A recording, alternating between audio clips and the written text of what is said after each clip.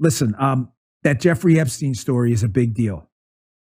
Please do not let that story go. Keep your eye on this.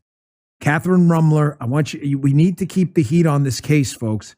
There are a lot of people who are knee deep in the Washington swamp who are not telling you the truth about serious allegations out there that Epstein may have had video and audio of people out there doing things they shouldn't have been doing. And you should be asking yourself the question, how is it that all these people, the CIA director, the Obama fixer, Bill Clinton, all intersected paths with Jeffrey Epstein? Jeffrey Epstein isn't with us anymore, and nobody seems to want to talk about it.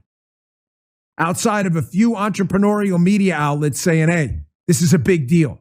All right, that's Dan Bongino before, when he was on his radio program, casting serious doubts on whether Jeffrey Epstein committed suicide in prison.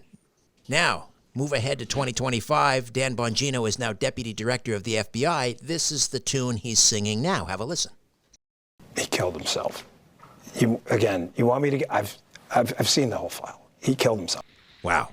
MAGA trusted Kash Patel and Dan Bongino to expose the deep state's crimes like the Epstein cover-up, Russiagate corruption.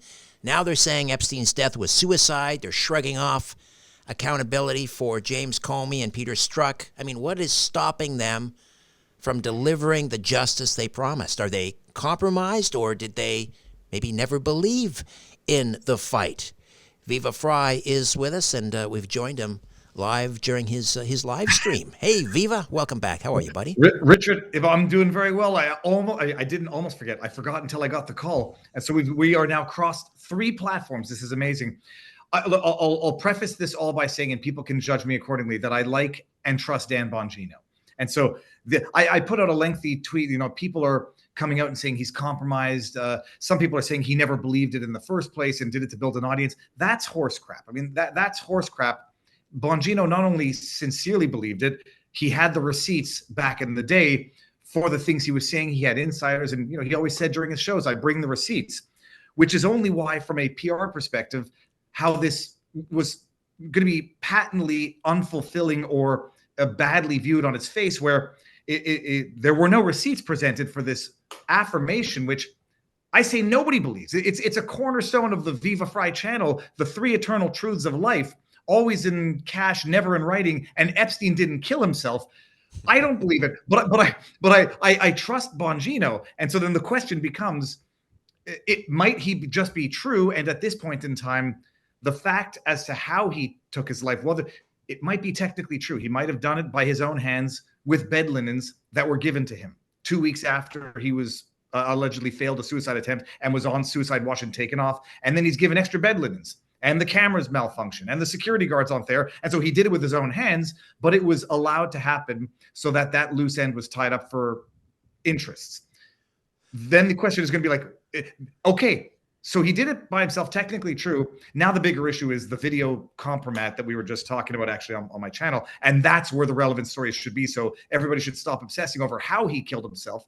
But some people don't think he's dead. And so until they see evidence, they'll never be convinced. And that press conference did not instill the confidence that people had grown to have, at least me in particular, in the institution, but Bongino in particular, who always shows receipts. Didn't they also, Kash Patel and Dan Bongino, recently, and I can't find the article, but on social media there were some rumblings that they're now saying that the shooter in Butler, Pennsylvania, Thomas Matthew Crooks, acted alone. I mean, this was another thing that Bongino was hot on the trail of, the deep state and their involvement and so forth.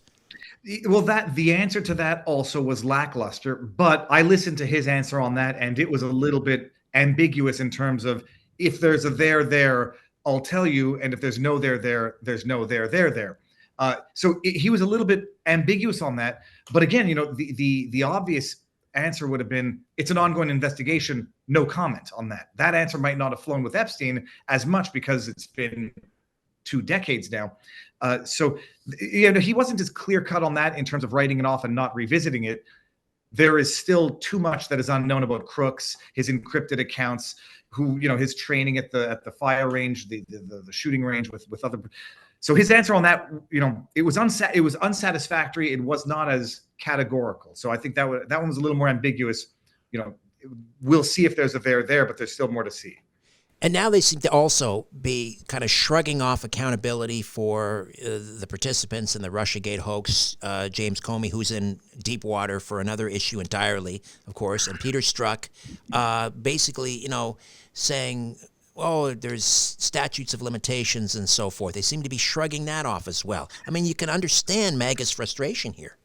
Oh, no, I can understand the frustration. I understand the skepticism, and I live it and breathe it on a daily basis, which is why, like I said in a tweet, when you're dealing with people who you fundamentally distrust or to be untrustworthy, you're going to give them a much different treatment than someone who you have grown to trust through years of building goodwill and reputation. And that's what we have with Dan Bongino. Some of the stuff is unsatisfactory. That answer about Epstein and just, almost like move along without any receipts, you have to know it's going to piss people off thoroughly. The statute of limitations is one thing, but, if they don't prosecute Comey for his latest 8647, people are going to get very, very angry. Bongino was on Twitter yesterday saying, or the day before, now there's a lot of copycats. Everybody's going out 86 this person, 86 that politician, thinking it's funny, thinking it was ratified by James Comey. And he's right, which is why if they don't prosecute James Comey for this, it's going to effectively ratify everybody issuing an unveiled threat to whomever they don't like under the pretext, Comey got away with it, so can I. So the main issue, we will be forgiving and patient because they've been in there for 2+ months, and it's an institution that may be so thoroughly corrupt they are literally at a loss for words at the level of corruption. And I have no doubt, if they're looking at the videos of Epstein and if they're looking at what has been going on and they are just flabbergasted that there's no way of explaining it, and let alone no way of addressing it in 2 months, they're going to have the trust and the patience of people who believe in them. But even that is not without its limits. Pam Bondi, who never had that goodwill that Bongino had, she lost it real quick. And people are getting fed up with the lack of action there. Bongino and Patel have not quite been in there for so long and might be dealing with the dirtiest of skeletons in the closet that they do deserve some deference. They do deserve the trust that they've acquired. But it's not an endless time frame within which to actually see some concrete results. Knowing what I know now, obviously, I feel tremendous humility about my coverage, that Laura Trump interview, for example, et cetera. She saw something that I did not see at the time, 100%. And I own that. I did ask Joe Biden to be transparent about his health records in an interview in 2020. I did ask him about the fact that voters but then he wasn't. Thought that he was not transparent at all. No. He promised you that no. he would be transparent about his health records, and then he wasn't. And when you sat with him again, at all. including 1 month after the Jackie Walorski thing, you didn't ask him about it. You didn't follow up on the fact that he was falling up the stairs, that he was losing his train of thought regularly, that he was slurring, that he was incomprehensible, that he was getting lost on the White House lawn. You sat right across from him and you asked none of that, notwithstanding the fact that he had promised you he would be fully transparent about his health issues. There you go. That's Megyn Kelly, rightfully slapping down CNN's Jake Tapper and his shocking about-face on Biden's mental decline, from defending his stutter in 2020 to now profiting off a book exposing a cover-up. Why did Jake Tapper and the legacy media gaslight the public for so long, and what does this say about their credibility? Okay, so again, Jake Tapper defending Biden's mental sharpness as late as 2023, actually, linking criticism to his childhood stutter. How do you view this in light of his new book accusing the Democrats of covering up Biden's serious decline? He's a pathological liar. But there's no other way to phrase it. He's a pathological liar who right now is feigning a bit of shame. And by the way, he used the word humility. That's not the word he meant. He meant he feels shame, as he should, because he's a disgusting piece of propagandist rubbish. They all knew. They covered it up, and when it's no longer politically profitable to cover it up, when it becomes financially profitable to expose it, and I put that in quotes, then they come out of the woodwork and say, oh, they weren't duped. They were part of the duping. And Megyn Kelly was pretty good with him. I mean, I don't know how he could possibly do an interview with anybody and try to defend himself, because it wasn't even willful blindness. It was active participation in the cover-up, and they would never have had to make any admissions whatsoever had they succeeded in eking in either Joe or Kamala, and then their crimes would have been covered up. He should be blacklisted. He should be blackballed. And I'm fairly certain that they can demonstrably prove that what he said was a lie. I don't know what civil remedy there might be, but they were propagating lies knowingly for political purposes. And Jake Tapper should be ashamed for the rest of his life, and he should be mocked for the rest of his life. Well, it's interesting because after Biden's disastrous debate in June of 2024, Tapper called out Democrat elites for being late to acknowledge Biden's issues. What do you think it took? Why do you think it took, rather, a nationally televised meltdown for him to admit what many conservatives, what you knew, what I knew, what we've all been saying, really for the last 4 years?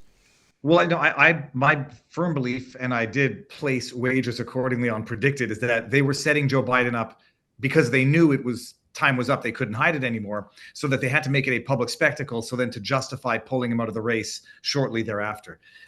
That debate, I know they tried to bring it, as early as possible to maybe allow him to eke his way through.